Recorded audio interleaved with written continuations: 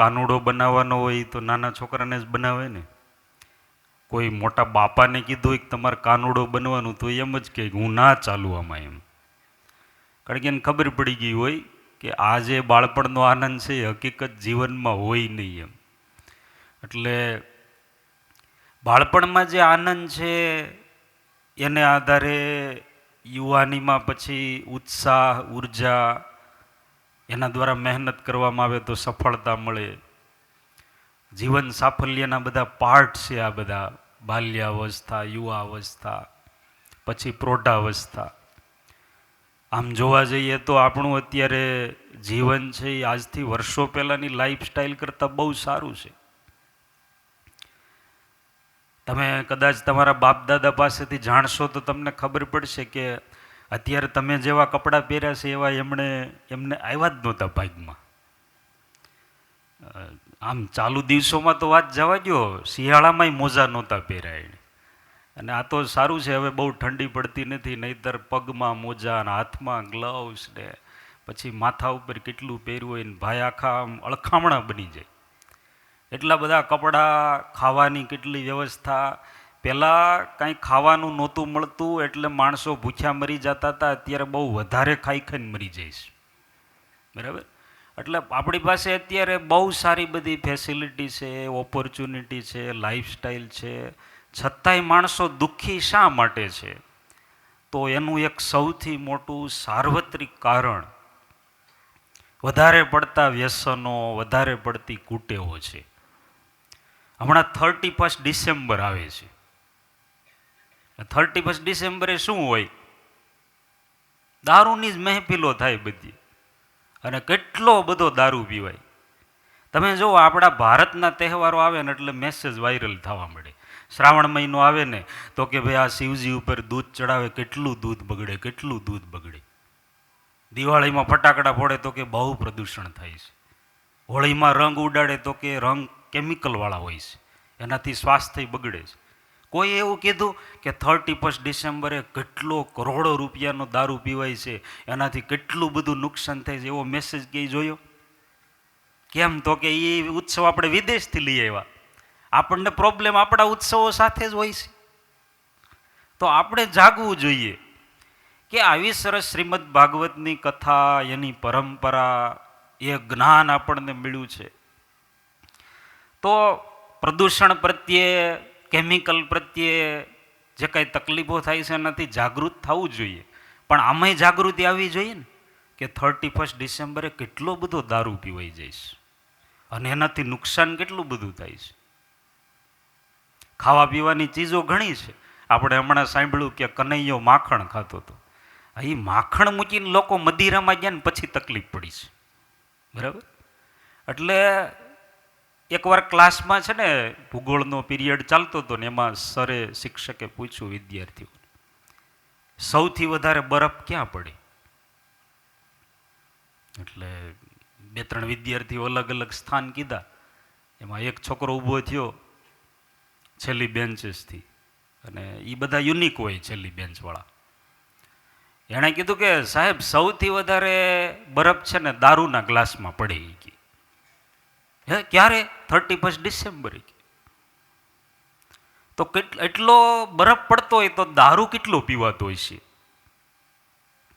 અને આપણા જીવનમાં વિકસવાની, સફળતાની, આનંદની, સુખની કેટલી બધી ઓપોર્ચ્યુનિટી, તકો છે. એ દારૂને આ બધા વ્યસન આવે ને એટલે પછી જતી રહી.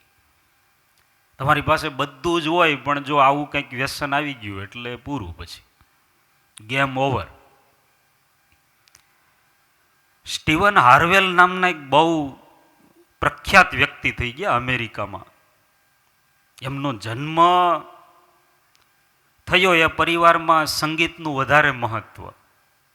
એમના પિતા હતા એ એલ્વિસ પ્રેસ્લી જેવા મોટા મોટા ગાયકોના સંગીત વગાડે, ગીત વગાડે.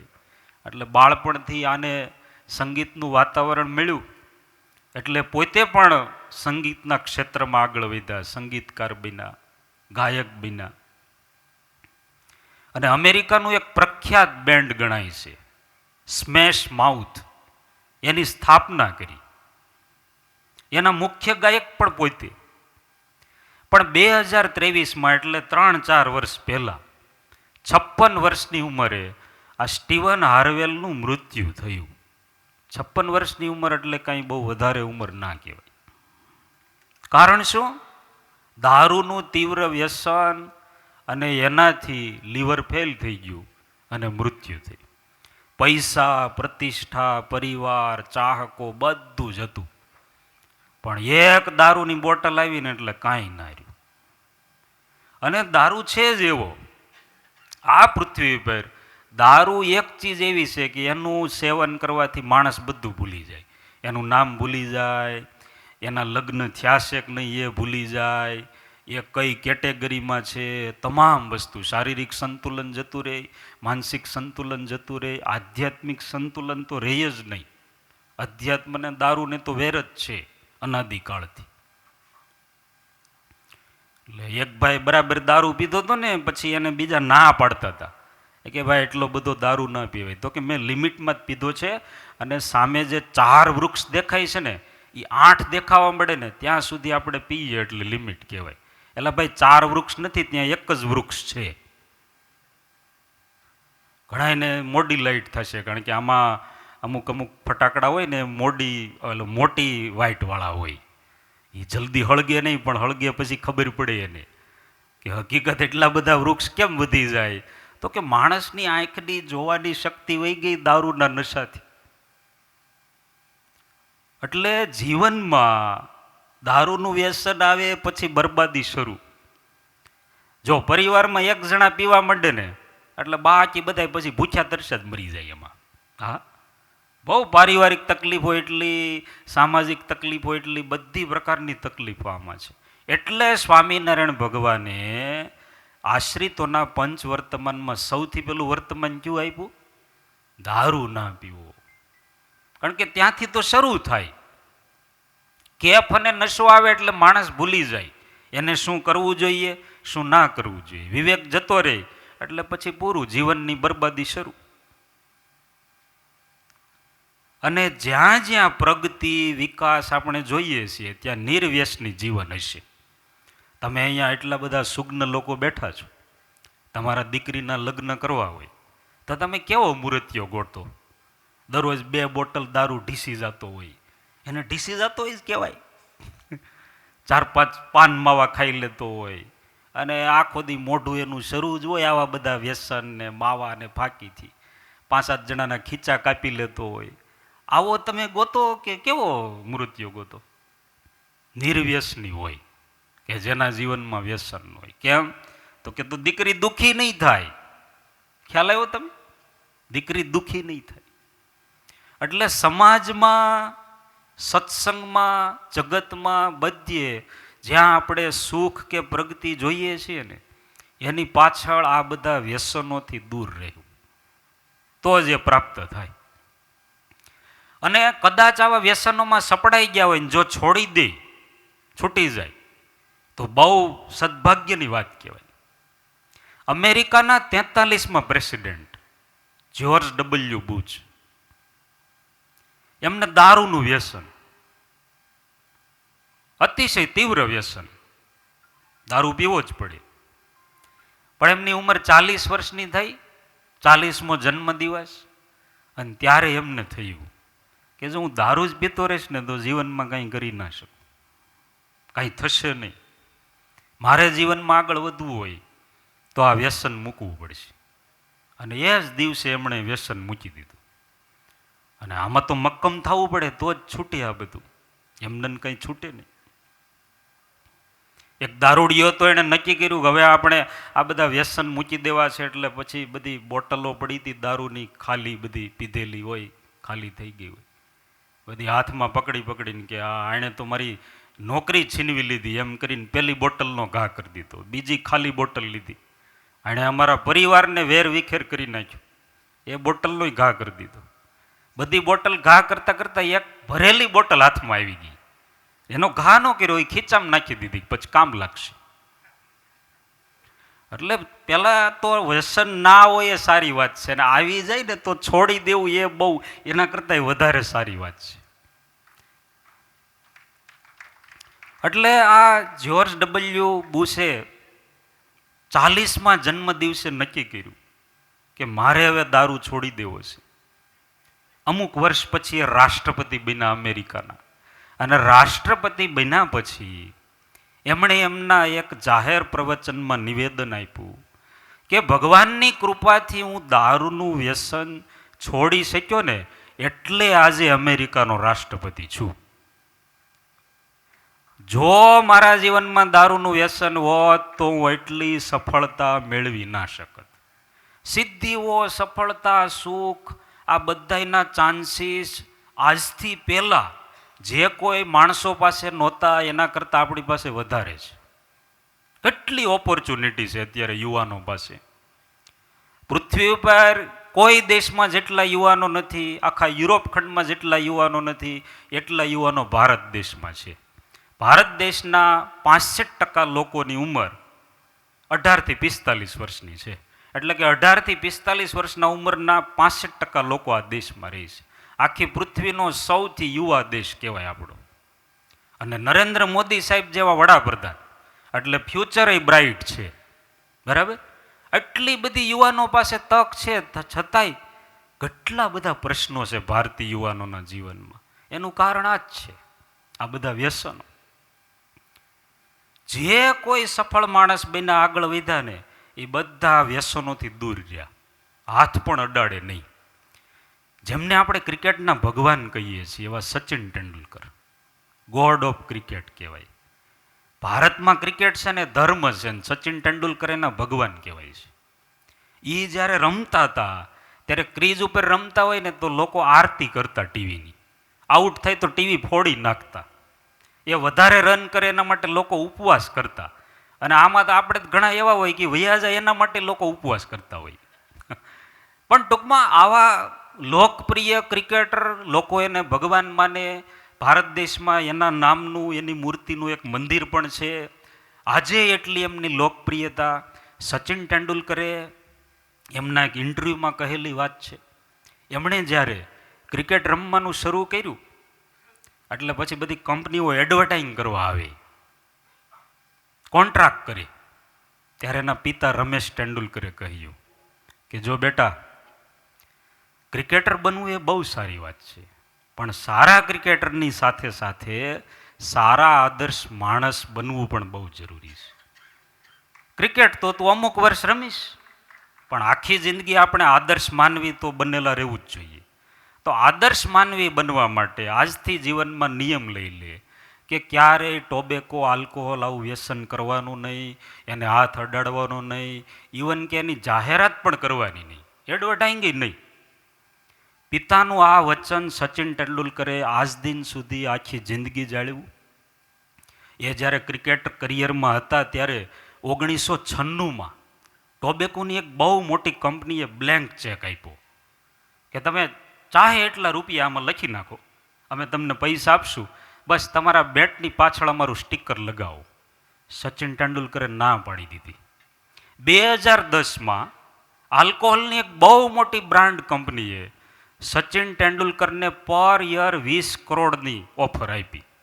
એક એડવર્ટાઇઝ કરવાની 2 મિનિટની, અને પર યર આખું વર્ષ 20 કરોડ રૂપિયા મળે. જેટલા વર્ષો સુધી એડ ચાલે ને ત્યાં સુધી. છતાંય સચિન તેંડુલકરે ના પાડી દીધી. કારણ, મારા પિતાએ મને કહ્યું છે કે મારે પહેલાં આદર્શ માનવી બનવાનું છે, પછી આદર્શ ક્રિકેટર. અને તમે સફળતા જુઓ. એની સામે બીજા ઘણા એવા ક્રિકેટરના તમે નામ સાંભળ્યા છે, એની સ્ટોરી તમે ક્યાંક આર્ટિકલમાં, ન્યૂઝમાં, મેગેઝિનમાં વાંચી છે કે શરૂઆતમાં આવે અને બહુ સારા રન કરે, પછી દારૂમાં, ડ્રગ્સમાં, ક્યાંક વ્યસનમાં લેવાઈ જાય અને પછી એની કરિયર ખતમ થઈ જાય. તો નિષ્ફળતાનું કારણ આ જ છે. અને સૌથી મોટી વાત, જેને અધ્યાત્મમાં સ્થિર થવું હોય, અધ્યાત્મ માર્ગે જેને આગળ વધવું હોય, એને તો દારૂથી 10 ગાઉ દૂર રહેવાનું. કારણ કે સ્વામિનારાયણ ભગવાનને તો દારૂ સાથે વેર છે. દારૂની ગંધ એમને ગમતી નથી. મેંગણી ગામના અમરજી થઈ ગયા, એમનો અંતકાળ આવ્યો. આખી જિંદગી ભગવાનનું ભજન કર્યું હતું, સત્સંગ રાખ્યો હતો, એટલે સ્વામિનારાયણ ભગવાન એમને તેડવા આવ્યા તેડવા આવ્યા પણ ઘરમાં ના આવ્યા, બહાર ઊભા રહ્યા. એટલે આમણે કહ્યું કે મહારાજ અમારા ઘરમાં પધારો, પધરામણી કરો, પછી મને લઈ જાઓ. તો કે ના, તમારા ઘરમાં ના આવાય, તમારા ઘરમાં દારૂ ગંધાય છે. અરે પણ અમે કોઈ દારૂ પીતા નથી. ઘણીવાર એવું હોય, ના પાડતા હોય છતાંય પીતા હોય. આમાં તો એવું નહોતું. એકવાર ક્લાસમાં પૂછ્યું સાહેબે કે પિતા કોને કહેવાય? તો એક છોકરો કે પોતે પીતા હોય અને આપણને પીવાની ના પાડે એને પિતા કહેવાય. ઘણીવાર આવું થઈ જાય, છાના મુંડાઈ પી લેતા હોય, છોકરાને ખબર ના પડે. પણ આ તો એવા નહોતા, આ તો પાકા સત્સંગી. ક્યારે એમણે દારૂ માંસ ક્યાંય કોઈ ટચય નહોતો કર્યો. છતાં ભગવાને કહ્યું કે તમારા ઘરમાં દારૂ ગંધાય છે. અરે મહારાજ હોય નહીં, તપાસ કરો.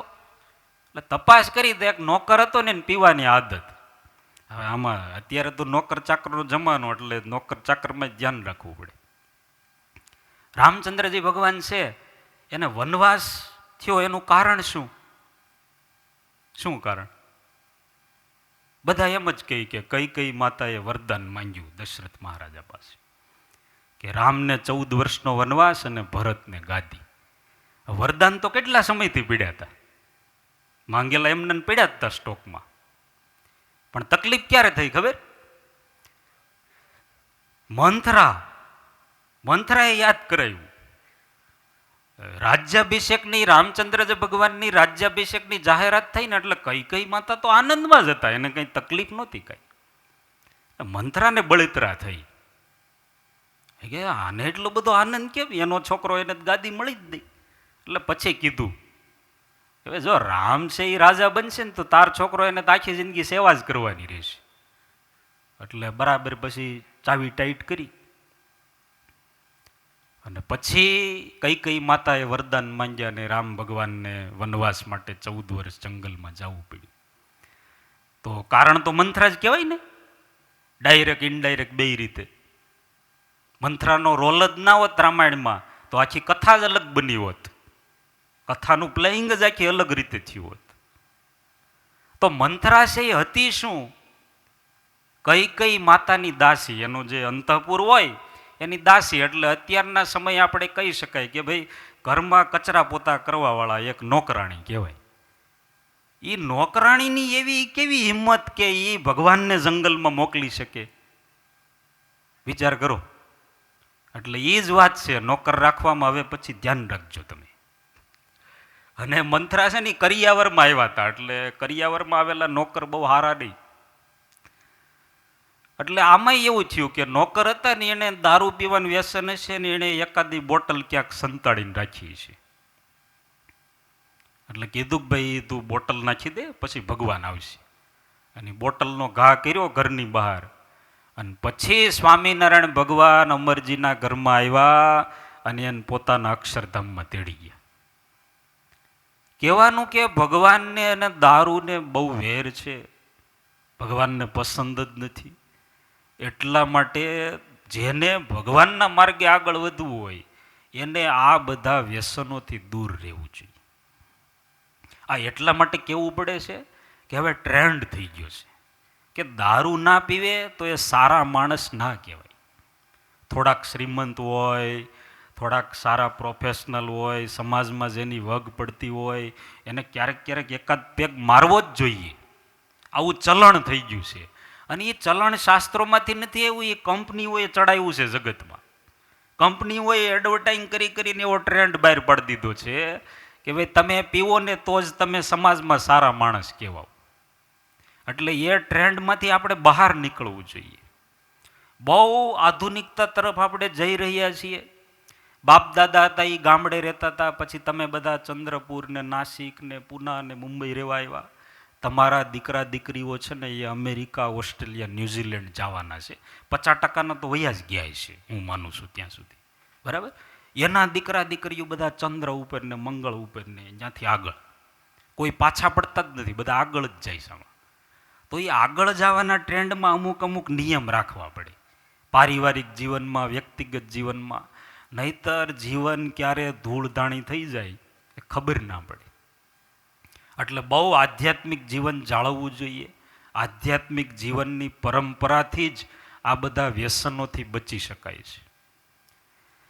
આઝાદીના આંદોલનમાં ગાંધીજીના અનુયાયી તરીકે સ્વાતંત્ર્ય સેનાનીઓમાં મહિલાઓમાં જેમનું અગ્રગણ્ય નામ કહેવાય એવા ભક્તિબા નામના એક મહિલા થઈ ગયા.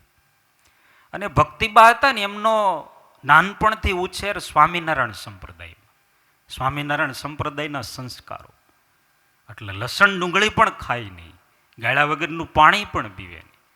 પણ લગ્ન થયા પછી એમને ખ્યાલ આવ્યો કે એમના પતિ છે ને એમને દારૂનું વ્યસન છે. અને પહેલાંના જમાનામાં તો અત્યારની જેમ હતું નહીં ને કે ઇન્ટરવ્યૂ લેવાય ને બધું વ્યવસ્થિત ઓળખાણ થાય. પહેલાં તો વિશ્વાસથી બધા સંબંધો ચાલતા હતા, છતાંય લાંબો સમય ચાલતા હતા. અત્યારે એકબીજાને લગ્ન પહેલાં જ પૂરેપૂરા ઓળખી લે, એટલે લગ્ન પછી લગભગ ઝઘડા જ શરૂ થઈ જાય. એ એક જ બાકી હોય, પહેલાં બધું ઓળખી લીધું હોય, સ્વભાવ પ્રકૃતિ બધું.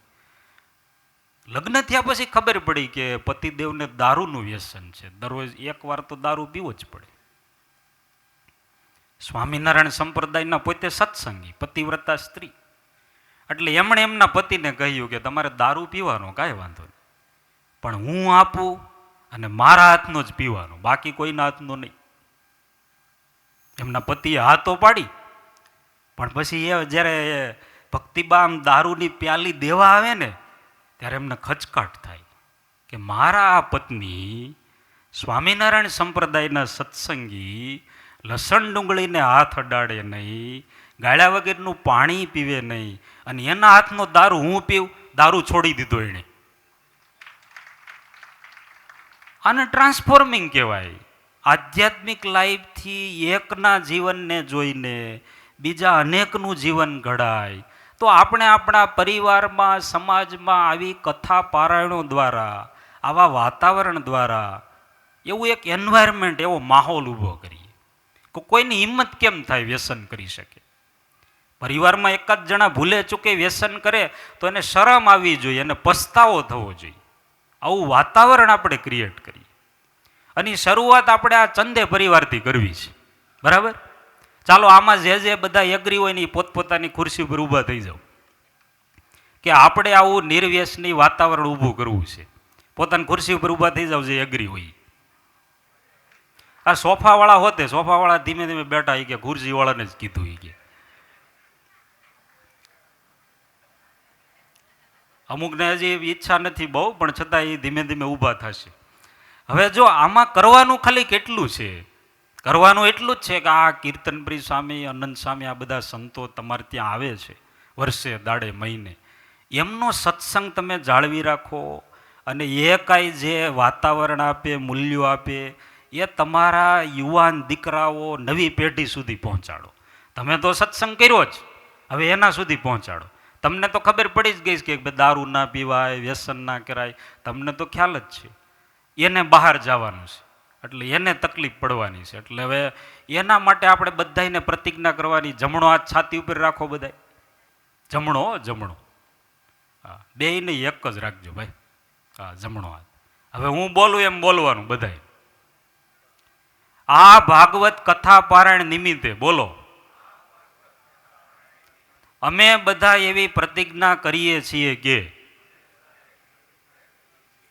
અમારા ઘરમાં, પરિવારમાં ક્યારેય કોઈ પણ પ્રકારનું વ્યસન પ્રવેશવા દેશું નહીં. આજીવન સંતોનો સત્સંગ જાળવી રાખશું. બસ આ બે પ્રતિજ્ઞા કરશો એટલે વાંધો નહીં આવે. હવે તાળીઓ પાડો તમારા માટે, કારણ કે આમાં આપણે, તમને ખબર છે, ચૂંટણી પૂરી થાય ને પછી બધાય નેતા પ્રતિજ્ઞા કરે છે, પણ કોઈ પાળતા હોતા નથી. પણ તમે બધાય પાળશો એટલે આ તાળીઓ પડાવી. બસ હવે બેસી જાઓ. નીલકંઠ ભગવાન અહીંયા પ્રગટ વિરાજે છે, આવા સંતોનું સાનિધ્ય છે. આપણે પ્રાર્થના કરીએ આપણો બધાનો પરિવાર નિર્વ્યસની રહે, ધંધા બિઝનેસમાં બધા ખૂબ આગળ વધે, સત્સંગ ભક્તિના સંસ્કારો ખૂબ વધે, એવી પ્રાર્થના સાથે બધાને જય સ્વામિનારાયણ.